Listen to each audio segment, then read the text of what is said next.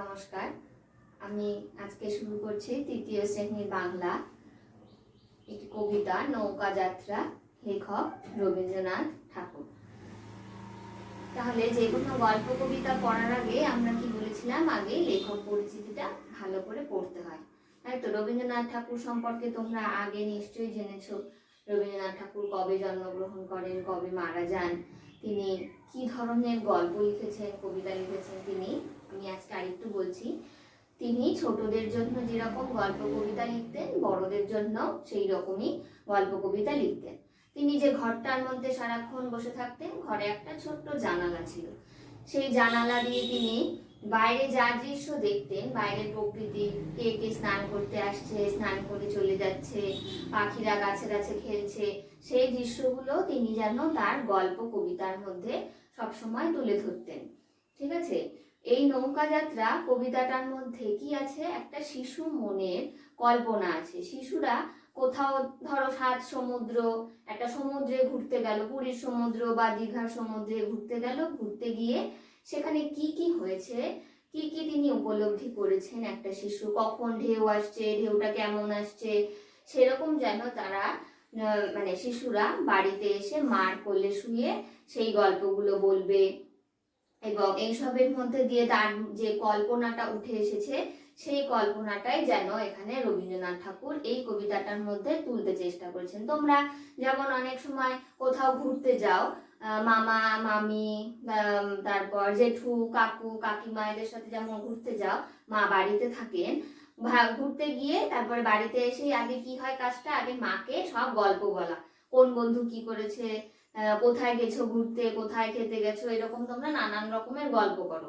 এখানেও রবীন্দ্রনাথ ঠাকুর একটা ছোট্ট বাচ্চা শিশু হয়ে যেন কবিতাটা লিখেছেন। যার বাচ্চা শিশুরা তারা ঘুরতে গেলে তাদের মনে যেরকম হয়, তারা কি কি দেখে, সমুদ্রে গেলে কি দেখে, নৌকা দেখে, স্টিমার দেখে, জাহাজ দেখে, তাই না।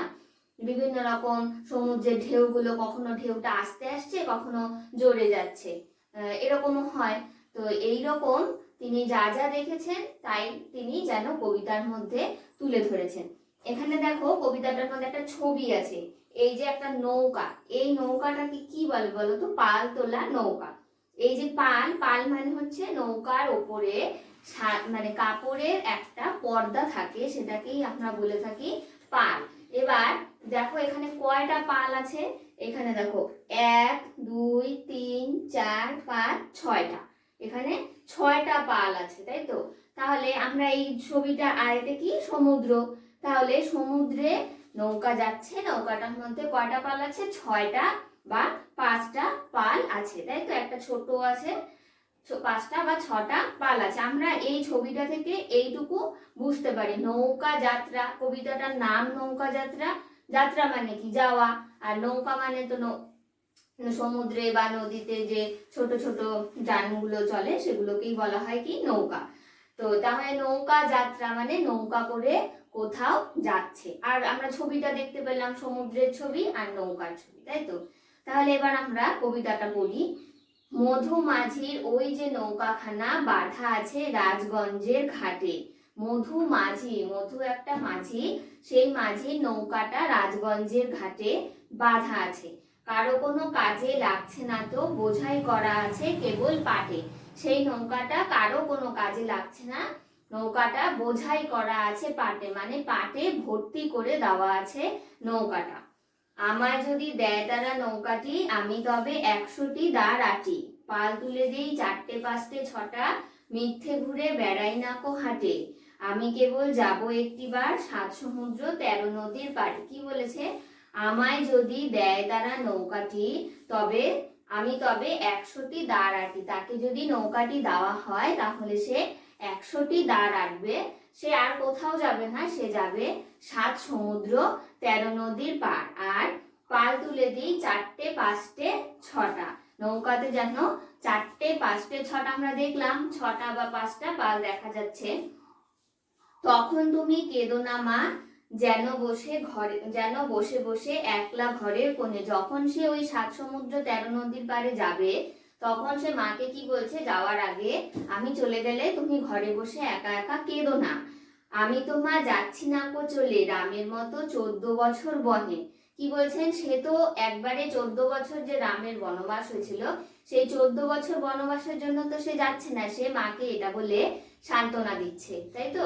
রাম যেমন 14 বছর বনবাসে গিয়েছিল, 14 বছর আগে শেষ করে সে কিন্তু বাড়িতে এসছে, তার আগে কিন্তু বাড়িতে আসেনি। সে মাকে এটা বলেই সান্ত্বনা দিচ্ছে যে সে তো চলে আসবে, নৌকা যাত্রা করেই সে চলে আসবে, সে তো রামের মতো 14 বছর বনে যাবে না।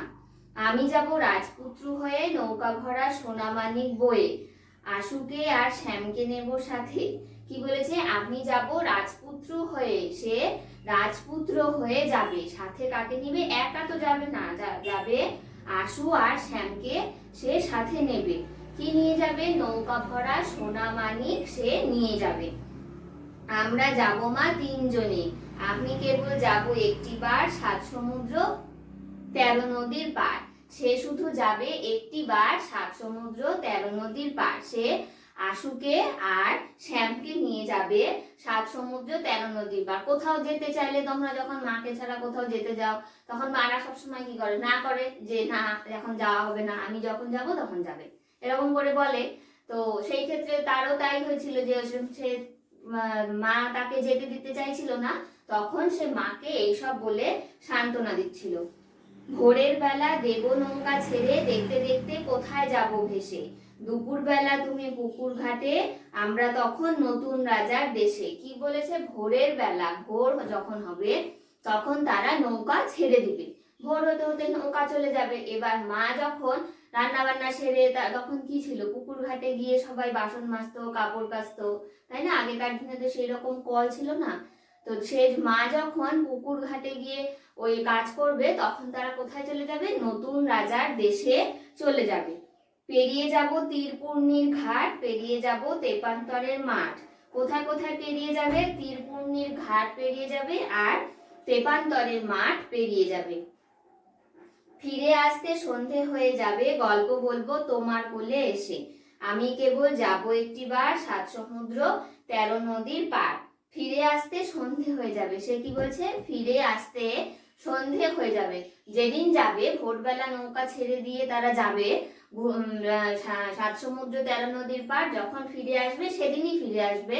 ফিরে আসতে কখন হবে, সন্ধে হবে, তখন সে মায়ের কোলে বসে সেখানে সারা দিন কি হলো, নৌকা যাত্রা কেমন হলো, সেই গল্পগুলো সে মার কাছে করবে, কিন্তু মা কিছুতেই তাকে যেতে দিতে চাইছে না, তাই তো। তাহলে কি ওঠে শিশু মনের কল্পনায়, তেপান্তরের মাঠ পেরিয়ে যাওয়া আমরা 2 বন্ধুকে নিয়ে নৌকা করে 7 সমুদ্র 13 নদী পেরিয়ে সন্ধে হলে বাড়িতে এসে মাকে শুয়ে শুয়ে বীরত্বের কাহিনী শোনানোটাই কি আমাদের নৌকা যাত্রা। নৌকা করে যাবে, সোজা, একদম সোজা জিনিস, নৌকা করে যাবে, সে যেতে চাইছে মার কাছে, মাকে সে সান্ত্বনা দিচ্ছে যে সে রামের মতো 14 বছর বনবাসে যাবে না, সে গিয়ে আবার 3 জনকে নিয়ে 3 জন যাচ্ছে, ওরা 3 জন গিয়ে আবার সেদিন সন্ধ্যাবেলায় ফিরে আসবে। ফিরে এসে তারা মাকে নানান রকম বীরত্বের কাহিনী শোনাবে।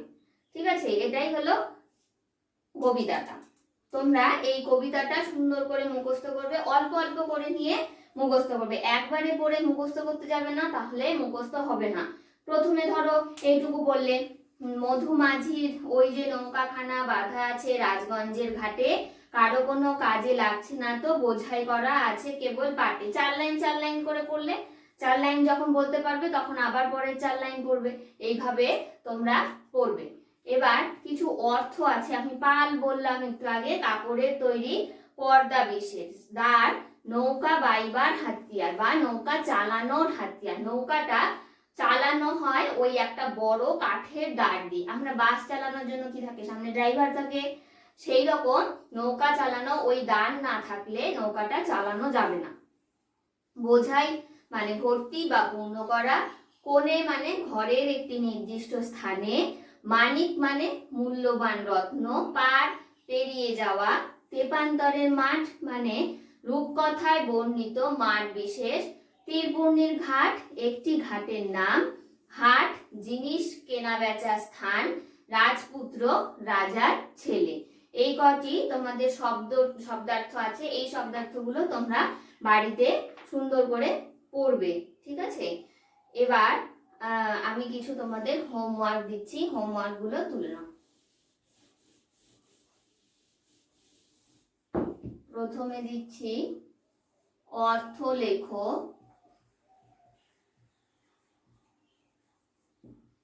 অর্থ লেখো, তেপান্তরের মাঠ,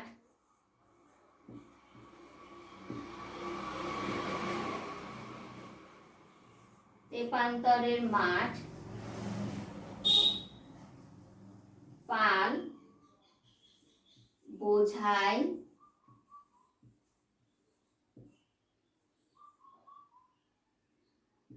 দ্বার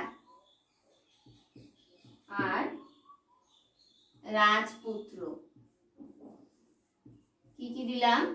তেপান্তরের মাঠ, পাল বোঝাই দ্বার, রাজপুত্র, এইটুকু আমরা অর্থ দিয়েছি।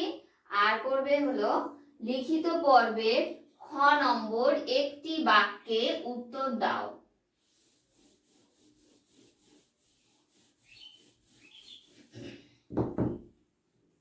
তেত্রিশ নং পৃষ্ঠার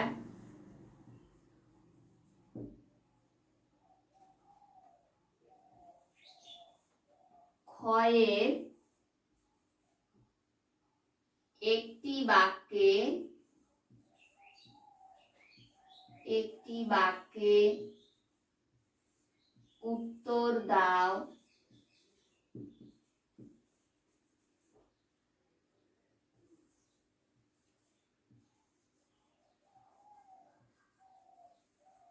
এক থেকে 10। কবিতাটা সুন্দর করে পড়লে, কবিতাটা মুখস্থ হয়ে গেলে তোমরা এই প্রশ্নের উত্তরগুলো একা একাই লিখতে পারবে। কারা কোথায় মিথ্যে ঘুরে বেড়াবেন না, নৌকা করে শিশুটি কি বয়ে নিয়ে যাবে, কি বয়ে নিয়ে যাবে, নৌকা করে শিশুটি সোনা মানি বয়ে নিয়ে যাবে। কারা কোথায় মিথ্যে ঘুরে বেড়াবেন না, কারা কোথায় ঘুরে বেড়াবেন না? আশু আর শ্যামকে নিয়ে যে সে যাবে তারা কোথাও একা একা মিথ্যে ঘুরে বেড়াবেন না। শিশুটির মা দুপুরবেলা কোথায় থাকবেন? দুপুরবেলা পুকুর ঘাটে থাকবেন। এইভাবে তোমরা এই যে তারপরে বক্তা কোন কোন জায়গা পেরিয়ে যাবে, কোথায় কোথায় পেরিয়ে যাবে? তীরপূর্ণির ঘাট, তেপান্তরের মাঠ, তাই না?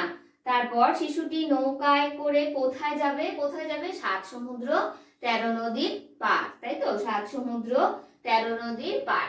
তোমরা এইভাবে উত্তরগুলো লিখবে। কবিতাটা সম্পূর্ণ মুখস্থ হয়ে গেলে আগে কবিতাটা সম্পূর্ণ মুখস্থ করবে, মুখস্থ করার পর তোমরা এই উত্তরগুলো না দেখে খাতায় লিখবে, ঠিক আছে? এর পরের দিন আমরা অল্প কথায় উত্তর দাও আলোচনা করব। আমি বারবার বলছি কবিতাটা তোমরা সুন্দর করে 4 লাইন 4 লাইন করে মুখস্থ করবে, তাহলে কোনো অসুবিধে হবে না। আর এই বাড়ির কাজটা সুন্দর করে খাতায় করে রাখবে। আজকের পাঠ আমরা এখানেই শেষ করছি। সবাই ভালো থাকবে, সুস্থ থাকবে। নমস্কার।